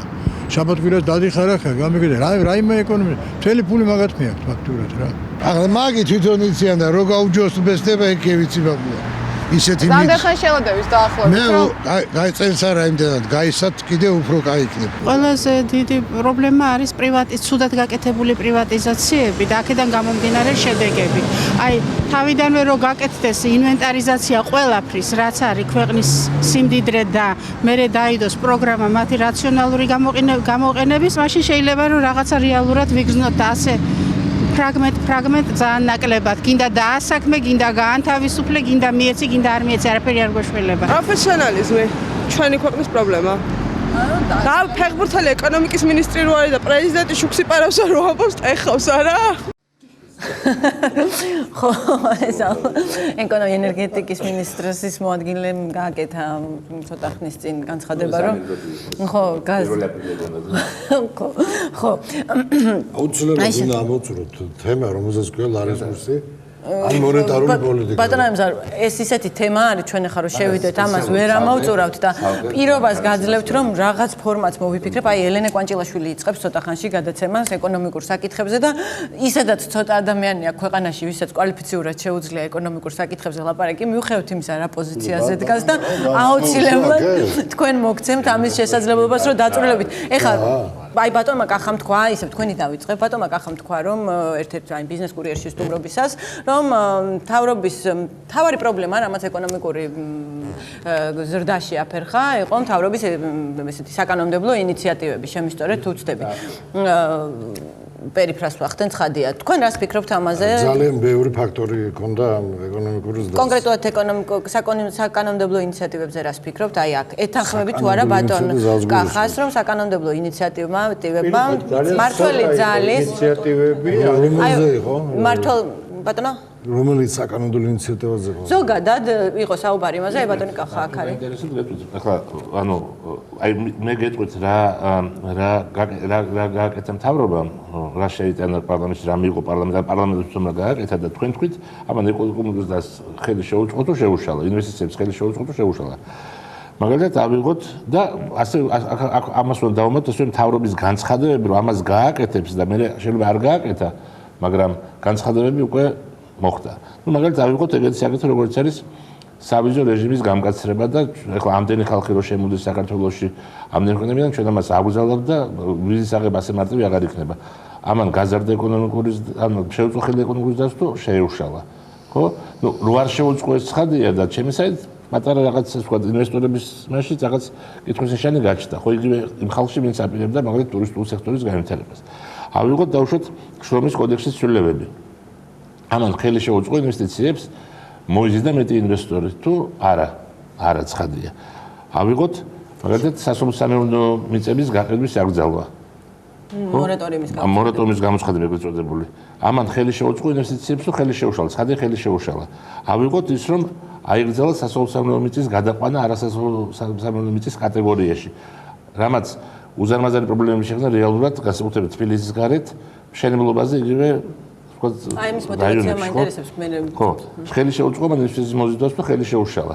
განცხადება რომ ჩვენ უნდა ავგზავნოთ სათამაშო ბიზნესი საქართველოში, იმიტომ რომ პატარა შემოსავალი აქვს სახელმწიფოს ამისაგან. ამან ხელი შეუწყო ინვესტიციების მოზიდვას თუ შეუშალა. და ასე შემდეგ და ასე შემდეგ.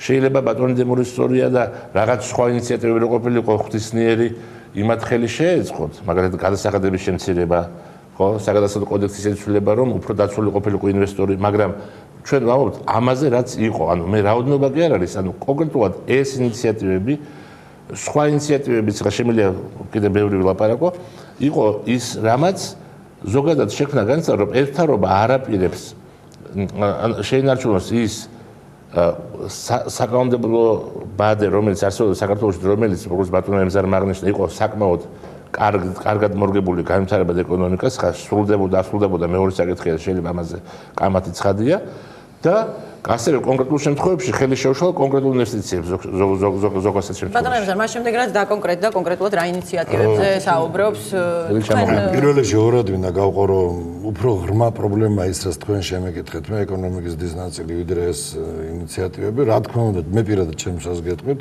რომ პრეზერვატივის აკრძალვაზე რო არ უნდა დაგვეწყო ლაპარაკი ორი აზრი არსებობს, შრომის კოდექსი პირადად დღესაც ვეწინააღმდეგები და ვერ ხედავ მისი მარგი ქმედების კოეფიციენტს ბიზნესში, ამას ეს არასდროს დაგვიმალია და დამალია.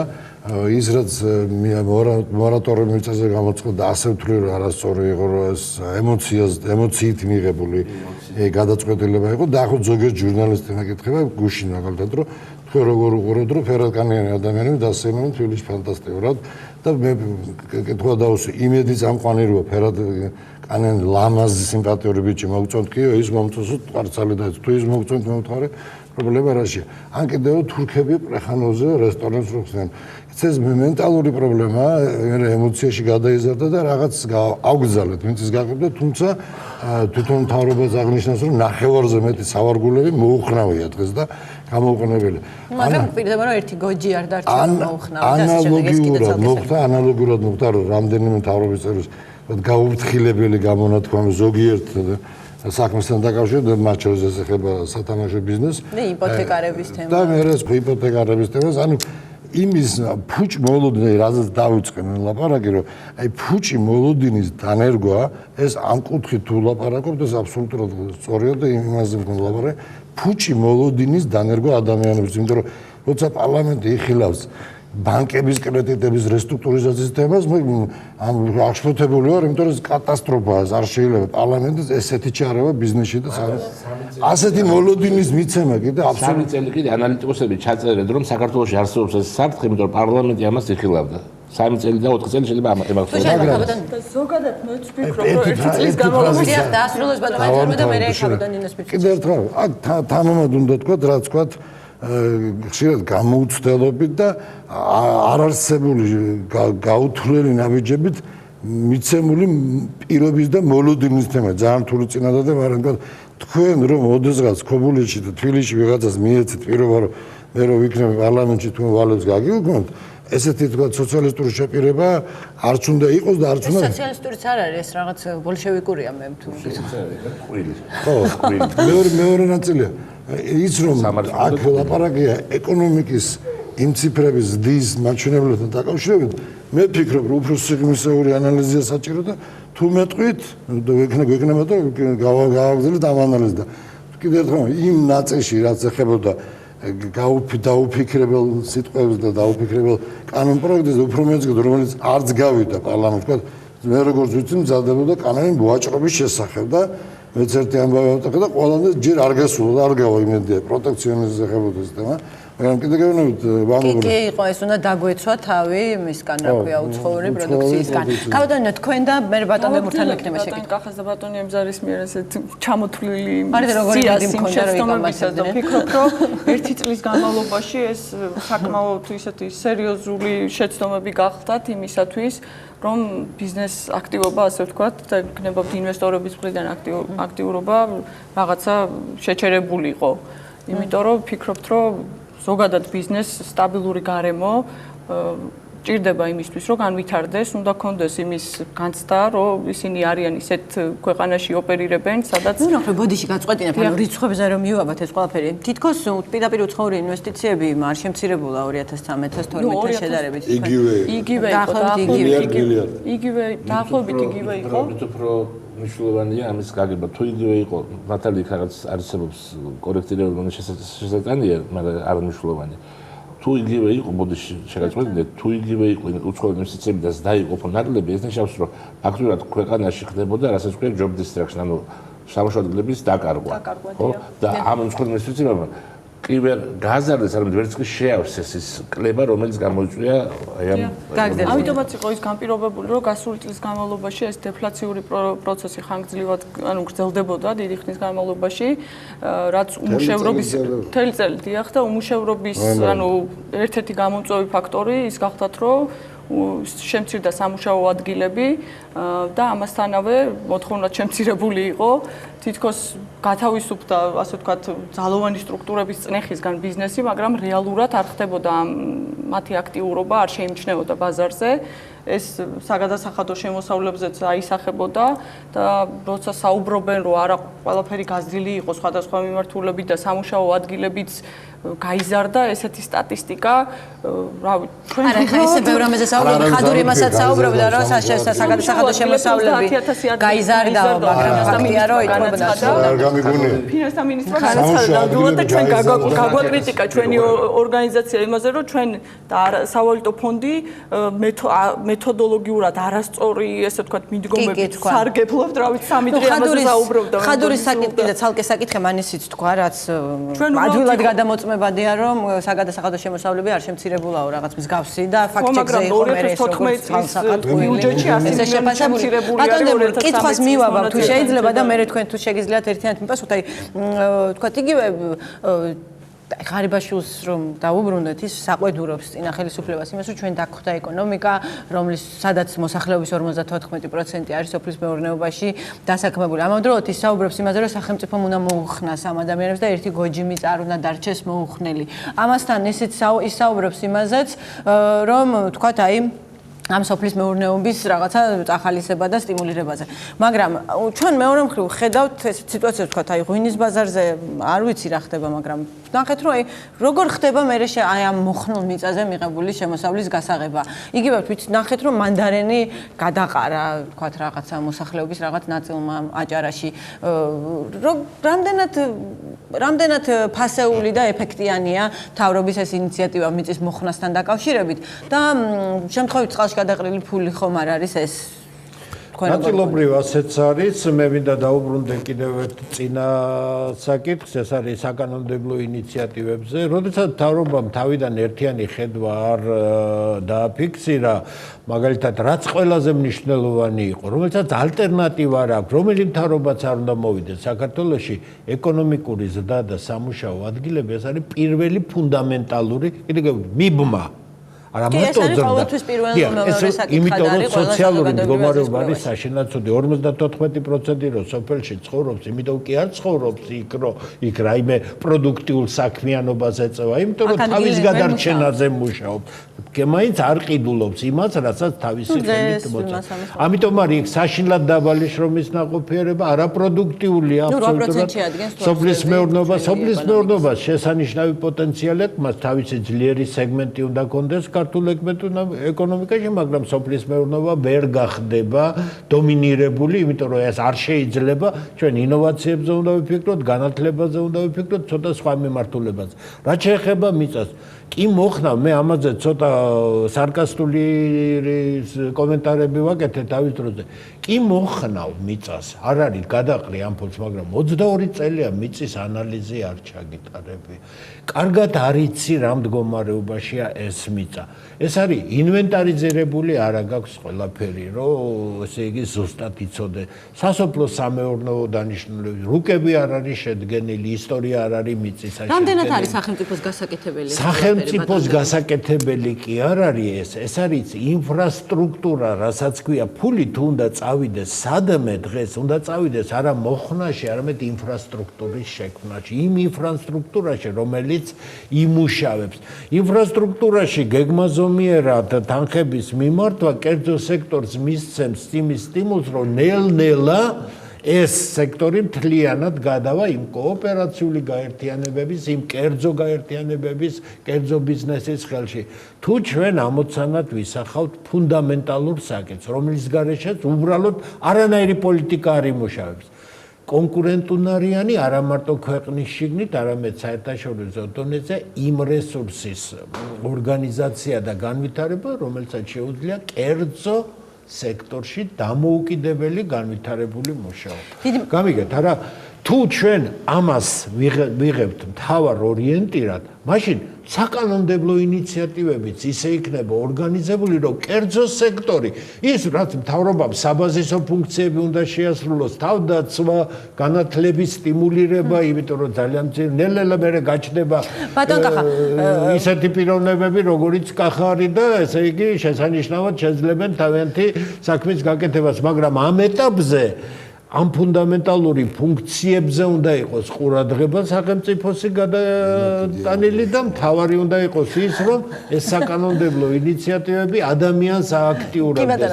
არ აქტიურდებს ჩვენი ადამიანს. ინფრასტრუქტურაში ყოველთვის ყველგან რა ვიცი, მთავრობა აქტიურობს ხოლმე ესე კერძო სექტორის აქტიურობას. ამიტომ ჯერ სტიმულს აძლევს მთავრობა, იგივეა შეერთებულ შტატებში სოფლის მეურნეობა რო იყო. პირველი ფული სად მიდის, მთავარი ფული მიდის იმ ოკრუგებში, სადაც ეს სამეცნიერო ცენტრებია და გურებია და 1000 რამე არის. ბატონ კახა, პასუხი ვერ გამივიღე ერთ კითხვაზე, რომელიც მაგრად მაინტერესებს, ხშირად გვესმის ხოლმე ჩვენ, რომ აი ჯერ-ერთით რამდენად სერიოზულად გამოიყურება დაპირება, რომ ჩვენ ისე უნდა განვავითაროთ წარმოება, რომ იმპორტი აღარ დაგჭირდეს და ექსპორტმა იმპორტი თავისთავად ხელს უწყობს ქვეყნის განვითარებას, მაგრამ იმპორტი უნდა კონდეს იქ, სადაც ჩვენ არ შეგიძლია ეფექტური, კარგი წარმოება გააკეთოს. კი ბატონო, და თუ თქვა იმპორტი გავს, ესე იქ არ შეგიძლია გააკეთოს, ძალიან მარტივია.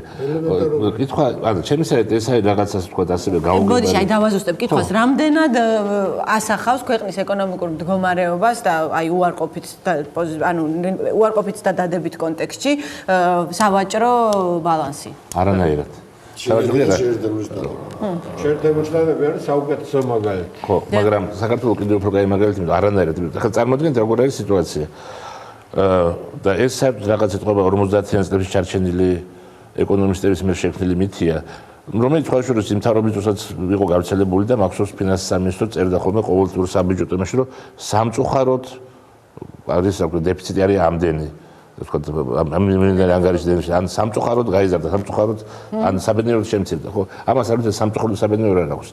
თქვენ ქვეყანას გააქვს რაღაცა ექსპორტზე, ანუ მის მეწარმეებს შემოდის რაღაცა იმპორტზე და გასაგებია თუ სხვა არაფერი არ ხდება, რამდენიც გაიყიდა, იმდენისავეს იყიდი, ხო? ანუ ქვეყანა რომელშიც სხვა არავის არის სხვა ვალუტა არ აქვს და არაფერი სხვა არ მოხდება. ეხლა თუ ქვეყანაში შემოდის ინვესტიციები, ხო? ეს შეგვიძლია თქვენში ქვეყანაში შემოდის უფრო მეტი ფული, ვიდრე მარტო ექსპორტის შედეგად და შესაბამისად თქვენ ავტომატურად გექნებათ დეფიციტი, ხო? შეუძლებელია რომ ქვეყანაში იყოს ერთდროულად ინვესტიციები მაღალი დონის ინვესტიციების და მაღალი დონის ინვესტიციების არის გარდაუვალი მოთხოვნა საქართველოს ეკონომიკის განვითარებისთვის და თქვენ არ გქონდეთ დეფიციტი ბალანსის. ხო, გერმანული მოდელი უნდა გქონდეს. შენ იმ დონემდე მიყვანილი ეკონომიკაა. არა, გერმანიაში ინვესტიციების ანუ იქ ასე პროდუქტიული სექტორის მიერ მიღებული შემოსავლები ახდენენ ინვესტიციებს. გერმანია არ არის დამოკიდებული უცხოურ ინვესტიციებზე და საქართველოს იქნება უახლოესი 15-20 წელი დამოკიდებული უცხოურ ინვესტიციებზე. კი ბატონო, და კიდევ ერთი საკითხი, რაც მინდოდა რომ გამევლო და მე ალბათ უნდა დავამთავრო ეს ნაწილი, რაც შეეხება ვალს. აი ჩვენ მე მგონი ამ მასშიც იყო, ვთქვათ, ნაკრებში ღარიბაშვილის გამოსვლებისა, რომ ის ეუბნება მე ვალის აღება მჭირდება იმიტომ და საუბარია ამ შემთხვევაში ერთი ნაწილი ცალკე საკითხია საგარეო ვალი, მეორე საკითხია შიდა ვალი. ვიცით რომ შიდა ვალის აღებას ერიდებიან ხოლმე, იმიტომ რომ შიდა ვალი არის ძვირი და ვთქვათ, ცუდ ვალად ითვლება. მე არ მე ზედაპირულად ხო, ზედაპირული ჩემი ზედაპირული ეკონომიკური განათლება. ხო. არა, შიდა გეტყვი ებზარა თუ არის ცუდი, იმიტომ რომ შიდა ვალის აღება ისე რომ შენ შედიხარ კონკურენციაში ეკონომიკის პროდუქტიულ სექტორთან, რომელსაც უნდა ასევე ბანკებიდან ფულის წესხება. ეს მექანიზმი რომ მუშაობს, ევიქცია ხდება, ანუ შენ განდევნი მათ ეუბნები რომ ბანკს აქვს მილიარდი და თავრობას ჩუჩხობს იწყებს ბატონი ემზარი. ძალიან პატარა ექსკურსი მინდა გავაკეთო 2003 წლიდან დღემდე. და მიხარია ბატონო ახალ არის 2003-დან 5-6 წლამდე პერიოდი ერთ პერიოდად გამოყო, აქ მოხდა ბიუჯეტი იყო 1 მილიარდი, მერე ორი ბიუჯეტი არსებობდა ამ პერიოდში, ერთი იყო ზუსტად იმ ხელა რაც დაგვაკლდა ახლა ბიუჯეტი. დიახ, სპეცსახსრების ბიუჯეტი იყო და მეორე იყო სახელმწიფო ბიუჯეტი. აი ეს შეერთდა ბიუჯეტური რეფორმა გაკეთეს, თქვა შეერთდა ორი ბიუჯეტი და ამის შედეგად 2005 წელს მივიღეთ ჩვენ 2005 წელს 2 მილიარდ 200 მილიონი ბიუჯეტი. მეორე ეტაპი იყო 2006-2007 წლები გამოყვა სპეციალურად, იმიტომ რომ ამ 2007 წელს ყველაზე დიდი ინვესტიცია მივიღეთ, ყველაზე ნაკლებად გაიზარდა ეკონომიკა, ყველაზე დიდი დეფიციტი ჰქონდა ბიუჯეტს და ყველაზე მაღალი მაჩვენებელი იყო 2011-ის გარდა ინფლაციის. ეს 2007 წელი იყო ბუმი და ბიუჯეტიც რა თქმა უნდა 2007-ში საკმაოდ სერიოზულად გაიზარდა, მაგრამ არა წარმოებისთვის კუთხით. შემდგომ პერიოდი არა წარმოების და ეკონომიკის კუთხით. აბა ნელი დღეზე ბიუჯეტი 12% შიდა ვალი როგორ გაიზარდა მაშინ 12% იყოს 12% იყოს და აი ახლა ვიგეთქვით ეს პირველი მონაცემები შიდა ვალი ამ დროს 2007-ში გაიზარდა მილიარდამდე და იმის მერე ცურავს ვალი ხოლმე შეფასთან მიმართებით ითვლება და არა ჯერ ციფრებს გეტყვით თქვენ ჯერ ციფრები გაიზარდა 2007-ში რას ლაპარაკობ შიდა ვალის ციფრები 2007-ში არასწორდა ინსტრუმენტი მაგვალის შექმნისა 2007-ში სახელმწიფო არ უშვებდა ოფიციალურ სტატისტიკას მე მაინც ერთი რამე და თუ არ დამამთავრებინებთ კი დამთავრებინებთ ოღონდ ერთი რამე გაითვალისწინეთ ჩვენ გვიყურებს ახლა მაყურებელი რომელმაც აი ესე დეტალურად არ ესმის არც უნდა ესმოდეს ეს არ გამოვა ეს ციფრი რაც ახლა მე ანუ არ უნდა გადაგვრთონ ხო ხსენია სავალოდ იმის ფინანსის სამინისტროს ვებგვერდზედებს და შეუძლია ნებისმიერად გადაშაოს ანუ კიდევ ერთხელ ყველაზე მაღალი დონე ინვესტიციის ანუ მოცულობით 2 მილიარდზე მეტი ქონდა 2007-ში ბიუჯეტის დეფიციტი ზრდაც ბუნებრივია ყველაზე მაღალი იყო, ინფლაციაზე ერთ-ერთი მაღალი იყო ყველაზე არა, ბიუჯეტის დეფიციტიც ერთ-ერთი მაღალი იყო.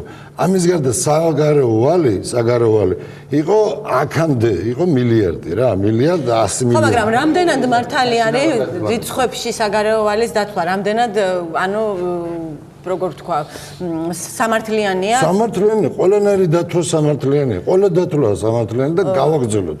კი ბატონო. აი ამ 2007 წლის მერე ახალი პერიოდი იწყება ჩვენ ცხოვრებაში, 8-ში იყო ომი. იქ ბელგიაში ჩვენი რაღაცები შეიგრებნენ, დადეს ფული ეგრეთ წოდებული ბელგიის კლუბის დახმარების 4 მილიარდ ნახევარი და უკვე ჩვენი ბიუჯეტი იკვებება აი 4 მილიარდ ნახევრის გაწერილი პროგრამა. აი თქვა 20% ბიუჯეტის მხარდაჭერა წავიდა 20% კერძო სექტორის მხარდაჭერა ბალიში შეექმნა ბიუჯეტს სერიოზული. მე თქვა რომ ნახოთ იგი ოფიციალურ ვებგვერდზე როგორ ნახტომია 2000 ბიუჯეტის შემოსწავლებით თვითონ ბიუჯეტის როგორ ნახტომია ამ წლებში 2008-7 წლებში და 8 წელი არის ეკონომიკის დიდი ვარდნის სერიოზული ვარდნის წელი და ბიუჯეტი ამას ავარდა. ანუ ეს მოხდა ბელგიის თქვა კლუბის კლუბის გამო. ხადო ვარდი მხოლოდ შეხედა რეალობას თქონდა ისეთ კაცო რა ქვია ბრიუსელის სამიტის შედეგად ფულის 2008 წლის ოქტომბერი. მაიცეთ, დავამთავრებ თუ შეიძლება. 2008 წლის ოქტომბერში დამთავრდა ეს ბრიუსელის სამიტი და რეალურად ეგ ფული საქართველოს შემოსვლა დაიწყო 2009 წელს რეალურად. იქამდე საქართველოს შემოვიდა მარტო ამერიკის ხაზინის ფული, რამდენიმე ასეული მილიონი $. ახლა მე მაშინ მთავრობის წევრი ვიყავი, ხო, აი 250 მილიონი $, რომელიც მოხმარდა ძირითადად აი ამ შექმნილ საბიუჯეტო დეფიციტს, რომელიც შეიქმნა ომის დროს და ამიტომ ლაპარაკი იმაზე რომ ეს ასე ვთქვათ ეს 2008 წელზე გავლენა ჰქონდა ბიუჯეტი გაიზარდა სხვა რაღაცის გამო 2008-ში იმის გამო გაიზარდა ბიუჯეტი რომ ამდენ მთავრობამ აიღო 9 მილიარდი საგარეო ვალი თავისუფალი ფული ანუ არ იყო სოფლიო ბანკის კი არა ბაზარზე აიღო ეს 9 მილიარდი და ეს 9 მილიარდი ისე მოხდა რომ მთავრობამ აიღო იყო მთავრობის დეპოზიტზე და ომი დაიწყო რამდენიმე თვის შემდეგ და ფაქტურად მოხმარდა ეს ფული მთლიანად ომის შემდგომი პერიოდის ასე ვთქვათ სტაბილიზაციას. ერთი კითხვა, მაგრამ ჩვენ ახლა განვიხილავთ რა ხდებოდა წარსულში. არა, ვერ დავაინტერესებთ მე ამით. მე მაინტერესებს ახლა. და ჩვენ გასულ წელს ჩვენ ლაპარაკობთ წარსულზე. მე მაინტერესებს შემდეგი რამე და ამაზე მიპასუხეთ თუ შეიძლება როგორი სასიამოვნოც არ უნდა იყოს გასული 9 წლის კვალის აღების და დინამიკის ანალიზი. ახლა მაინტერესებს ხარიბაშვილი ამბობს რომ მას შიდა და გარევალის აღება უწევს იმიტომ რომ მან დაფაროს წინა მთავრობის მიერ აღებული ვალი. რამდენად ვთქვათ ნორმალურად მიგაჩნიათ ეს ახსნა, რამდენად დამაჯერებელია ეს არგუმენტი და ჰიუსტონის პროგრამით მოხდა 2003 წელს და 20 წელს მოლაპარაკების შედეგად დაგვირგვინდა იმიტომ რომ რესტრუქტურიზაცია მოხდა ჩვენი ვალების 2013 წელს დაიწყო ამის დამთავრდეს პერიოდი დაიწყო მომსახურება 2013-დან 21 წლამდე არის გრაფიკი იმ ჩვენი დონორების და ხდება ვალის მოსახურება. თუმცა იგივე ნაციონალური მოძრაობა ამბობს რომ ამ ვალისთვის იყო სპეციალური ანგარიში გახსნილი და არ ჭირდებოდა არანაირი ხელისუფლებას ეს რამდენად ეგეთი რამე არ არის. შეიძლება ბატონ გახოთ თქვენ რო განმარტოთ. значит ვალის აღება და გადახდა და ასე შემდეგ. ხანგრძლივადიან საბიუჯეტო და პროექტირებაში ანუ MTF-ში გათვალისწინებული იყო ჩვეულებრივი საბიუჯეტო შემოსავლებით ამ ვალის გადახდა. ყოველგვარი რეფინანსირების გარეშე. ეკონომიკა რომ წელს გაზრდილი იყო ისე როგორც უნდა გაზრდილი იყო და მომავალ წელს რომ გაზრდილი იყო ისე როგორც გეგმებოდა, ანუ დაახლოებით 6-7%-ით და საგადასავლო შემოსავლები არ მოკლებული იყო ვალის გასტუმრება, დაგეგმილი ვალის გასტუმრება მოხდებოდა ყოველგვარი დამატებით რეფინანსირების გარეშე. ეს გასაგებია თუნდაც იქიდან გამომდინარე რომ თუ წელს ჩვენ ბიუჯეტს დააგდა 1 მილიარდი სწორედ ეს 1 მილიარდი მოხმარდებოდა იმ ვალის მომსახურებას მომავალ წელს, ხო, ეს ერთი. გარდა ამისა იყო დეპოზიტი, სახაზინო ანგარიშის დეპოზიტი, რომელიც ასევე გამოყენებული უნდა ყოფილიყო ამ ბიუჯეტის ამ ვალის მოსამსახურებლად. ეხლა ავიღოთ ჩვენ შიდა ვალი და მომსახუროთ საგარეო ვალს, ხო, თან ავიღოთ ეს შიდა ვალი ამ ძალიან უცნაური ფორმულით, როცა ამ ვალის 1/3-ს უკან ბანკებში დებს და 1% უფრო ძვირად აძლევს ბანკებისგან ისეც ხა ჩემისად არის ძალიან გაუგებარი რაღაცა. გარდა ამისა ჩვენ შეგვიძლია შევხედოთ როგორი არის რამდენი ჭირდება საგარეო ვალის მომსახურებას, რამდენი ჭირდება გაზრდილ პოპულისტურ სოციალურ ვალდებულებებს და სხვა ვალდებულებებს, როგორი არის ბიუჯეტის სტრუქტურა და ჩვენ შეგვიძლია დავასრულოთ რომ რეალურად არავით არის საჭიროება ნორმალური განვითარების პირობებში რომ საბიუჯეტო რომ ბიუჯეტს აეღო ვალი მომავალ წელს შიდა ვალი ლაპარაკობ მე არ არსებობს. არც ახლა საგარეო ვალის აღება ხდება ამ შემთხვევაში საერთაშორისო ფინანსური ორგანიზაციებიდან ამ ვალის მნიშვნელოვანი ნაწილი არის ის რაც მიემართება ინფრასტრუქტურის ნაწილში, ანუ ეს შემოჭრილი ფულია, ეს არის ფული, რომელსაც მთავრობა როგორც უნდა ისე გამოიყენებს, იგივე დაუშვათ საგზაო მშენებლობაში და ასე შემდეგ და სოციალური ვალდებულებებისთვის საგარეო ვალის გამოყენება ამ საგარეო ვალის გამოყენება შეუძლებელია. გასაგებია და რამდენად დამაჯერებლად მიგაჩნია თქვა ამ შემთხვევაში ოპოზიციის არგუმენტი რომ მთავრობაში დავალის აღება სწორედ სოციალური ვალდებულებების გასასტუმრებლად დასჭირდა და არა ასე ვთქვათ რას წარმოადგენს საქართველოს ბიუჯეტი ეს არის განათლება პლუს ყველა უწყების დონეზე სოციალური ვალდებულებები მიაქვს საბიუჯეტო ხარჯების 50%. რეალობა ასეთი. რჩება უბადრუკი 4 მილიარდი, რომელიც უნდა გაწდეს სასიცოცხლო სფეროების მომსახურებას და სახელმწიფოს თავისი გარდაუვალი ხარჯი აქვს. ესე იგი, იმდენად მწირი ბიუჯეტია, სოციალური ვალდებულებები, რომელიც თავისი შინაარსით ახლა პენსია რო აიღოთ, რამდენია 150 ლარი. ხო, ესე იგი, იმის გამო რომ უბედური სიტუაცია და რთული სიტუაცია, ჩვენ 150 ლარს დღეს ვამადლით ამ ადამიანს, რომ შენ სოციალური გადასახადი გაგიზარდეთ და სინამდვილეში ეს მიზერული ფულია, რომელიც მას უბრალოდ შრომა უნდა რამოწურულ ადამიანს ხეიბართ რაღაცა პრობლემა. მაგრამ იმის გამო რომ გაქვს პრიმიტიულად ძალიან პატარა ეკონომიკა, რა კი გაქვს დიდი ტვირთია ეს. ეხლა რაც შეეხება იმ 600 მილიონს, რომელიც 1/13 უბრუნდება უკან პლუს 1%-ით ბანკებში და აი ეს დეტალები არა თუ შეიძლება მოკლედ. თავარი რატოა მნიშვნელოვანი ეს? ისეთი სიტუაცია იყო საქართველოში, რომ წინა ხელისუფლებამაც ვერ გატეხა ეს სიტუაცია, რომ სტიმული მიეცა დამწყები ბიზნესის დაფინანსებისთვის. ხო, საბაზრო ეკონომიკა რა 10,000-ობით ფირმა შეერთებულ შტატებში კოტრდება ყოველ წელიწადს 10,000-ობით პლუს. ახალი იქნება, იმიტომ სხვანაირად ეფექტური მოწარმის ეფექტური მფლობელის გამოვლენა შეუძლებელია თუ არ არის ეს საშინელი ანუ თქვენ ფიქრობთ რომ არის ეს ინიციატივები, ბიზნეს ინიციატივები უბრალოდ ფული არ არის რომ დაფინანსდეს? საშინელი მექანიზმია, ხო?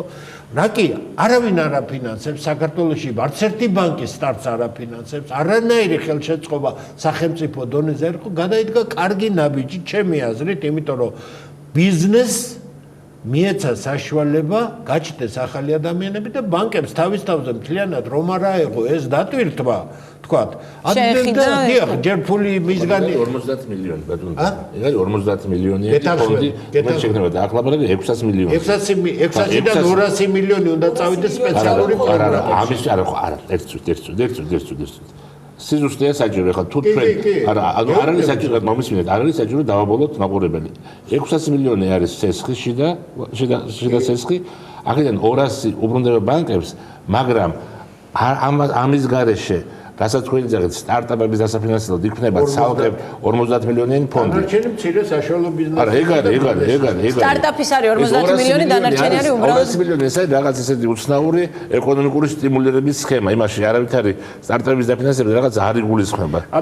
ამიტომ ესე იგი ეს კიდევ ერთხელ გავიმეორებ რომ ამ 600 მილიონის სესხება არის თავრობის ცდარი ეკონომიკური პოლიტიკის შედეგი წლევანდელი. თავი რომ დავანებოთ იმას, ახლა ვიღაცები ხო არსებობენ ბიზნესები, რომლებიც ყოველგვარი სტარტაპის გარეშე თვითონ, ანუ სახელმწიფოს გარეშე დააფინანსეს საკუთარი თავი. თავისთავად რამდენად სამართლიანია რომ მას ჩვენ გვერდზე ვუკეთებთ. იმ გარემოზე და თუ დაუბრუნდებით წინა კითხვებს, იმ საკანონმდებლო ინიციატივების, თქვათ, გეგმაზომიერი რომ ყოფილიყო ეს პოლიტიკა, სწორედ საბაზრო გარემოს შექმნის მოწესრიგებაზე, თამაშის ერთიანი წესების შექმნაზე, კონკურენციის დაცვაზე,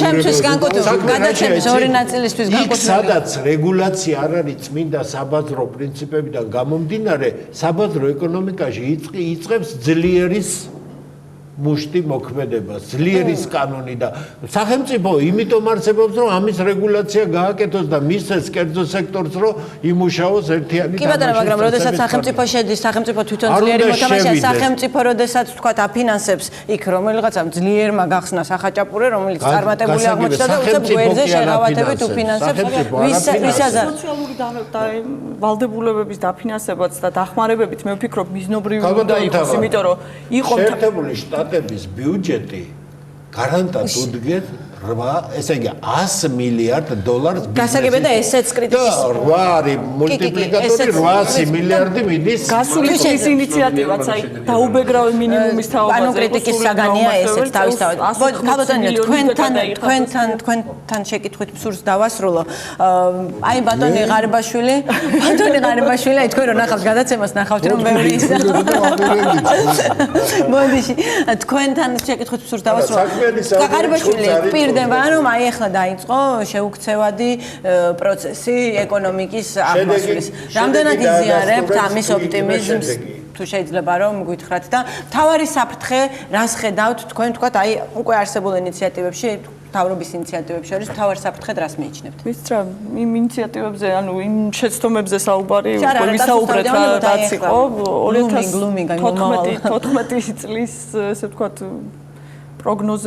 პროგნოზების გაკეთება ცოტა ძნელია, მაგრამ მე ვფიქრობ, რომ ზოგადად ის ფაქტი, რომ ევროკავშირის უმადური საქმეა, ზოგადად საქართველოს ევროკავშირთან ხელშეკრულების პარაფირება წინ გადადგმული ნაბიჯი გახდათ გასული წლის განმავლობაში და ვფიქრობ წლევანდელი წლისთვისაც ეს ასე ვთქვათ უცხოელი ინვესტორებისთვის შეიძლება რაღაცა სიგნალი იყოს იმ სტაბილურობის განცდისა. დიახ, ამასთან მიმართებით არის კიდე ესე ვთქვათ დაპირებები იმის თაობაზე, რომ გარემო შეიცვლება და ასე ვთქვათ ხელისუფლება თავის ნაბიჯებში უფრო მიზანმიმართული და თანმიმდევრული გახდება, მაგრამ ჯერჯერობით ამის ნიშნებს, რა ვიცი, ვერ ვხედავთ და იმედია თუ მალე დავინახავთ. და ამასთანავე აუცილებელია იმ ხედვის არსებობა, რის ნაკლებობაზეც თუ არ არსებობაზეც გადაცემის დასაწყისში ვისაუბრეთ, იმიტომ რომ სხვა შემთხვევაში ეს გარემო და ეს ასე ვთქვათ ვითარება, რაც ჩვენს ქვეყანაშია შექმნილი, ნამდვილად გაუგებარი იქნება და საკმაოდ ძნელი იქნება იმ ამოცანის მიღწევა, რაც წელს დაგეგმილი 5%-იანი ეკონომიკური ზრდა. მოკლედ ბატონ კახა ძალიან გთხოვთ. საქართველოში საბოლოო ჯამში რეფორმების შედეგად, რომელიც ჩატარდა ბოლო 9 წლის განმავლობაში, ნაწილი ჩატარდა, მე დაგიცავთ, იქამდე ჩატარდა რაღაც რეფორმები, შექმნილი არის საკმაოდ ჯანსაღი ინსტიტუციური მოწყობა ეკონომიკის. ანუ ჩვენი ეკონომიკის მანქანა არის საკმაოდ გამართული. ხო? ზოგჯერ შეიძლება ბენზინი აკლია, ზოგჯერ შეიძლება ძღოლს, ვთქვათ, აკლია, მაგრამ მანქანა ჩვენ არის საკმაოდ გამართული. თუ ჩვენ ამ მანქანას მნიშვნელოვნად არ გავაფუჭებთ, საქართველოს ეკონომიკა იქნება მზარდი სულ. ანუ თუ ამას ჩვენ თავში არ ჩავარწყავთ და არ დავშლით და არ ბენზინს არ გამოვიღებთ და წყალს არ ჩავასხამთ, ეს მანქანა არის მომართული რომ იაროს. ამიტომ მე ზოგადად ვარ ოპტიმისტი, ვთქვი რომ საქართველოს ეკონომიკა წელს გაიზრდება, შეიძლება იმ მაჩვენებლებით არ გაიზარდოს, მაგრამ გაიზრდება და საქართველოს ეკონომიკა და თუ აი ეს წელი გადავიტანოთ, ეს წელი რთულია, იმიტომ რომ აი საბიჯეტო დეფიციტის მაჩვენებლები არის დიდი და ასე ვთქვათ, ასევე შეიძლება პრობლემა შეიქმნას გადასახადების ამოღებასთან დაკავშირებით, მაშინ მე დარწმუნებული რომ 2015 წელი და შემდეგი წლები იქნება ესეთი ნორმალური საშუალო ეკონომიკური ზრდის წლები. არ იქნება ფანტასტიკური ეკონომიკური ზრდის წლები, მაგრამ იქნება საშუალო ეკონომიკური ზრდის. კი ბატონო, ძალიან მოკლედ ბატონო ემზარ, თუ შეგიძლიათ რომ უთანხმები ბატონო და მე არ ვალაპარაკებ. კი, მაგრამ თქვენ ძალიან შორიდან დაიწყეთ ბატონო ემზარ, აი ნახავთ, მიხვდებით ხო დღევანდელ. იცით რა არის? ბატონ კახამ თავის გულში თქვას, რამდენი დაუმთავრებელი რეფორმატორი დარჩა, თვითონ რომლის გაკეთება უნდა და თავის გულში რა წერდა კიდეც ამის თაობა. არო არ გააკეთებინეს.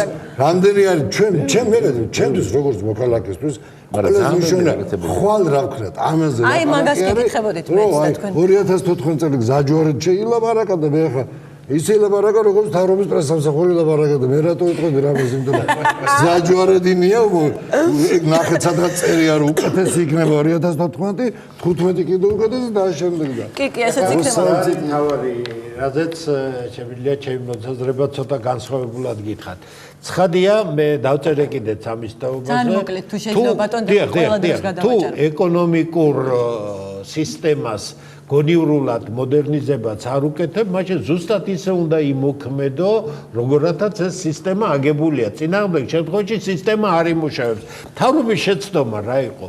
მათ მოინდომეს იმ ძველის უარყოფა, მაგრამ ახალი სისტემა ჩამოყალიბებული ერთიანი არ ქონდა და ამიტომ გამოვიდა ეს 2013 წელი ასეთი რთული.